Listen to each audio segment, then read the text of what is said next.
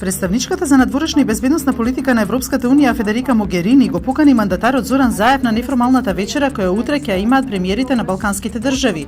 Техничкиот премиер Емил Димитриев не е поканет на вечерата каде ќе седнат лидерите на 6 балкански држави.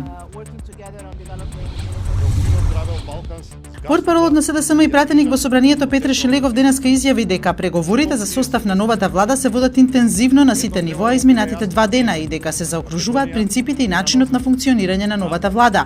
Влегуваме во ефектуирање на разговорите околу составот на владата, рече Шилегов.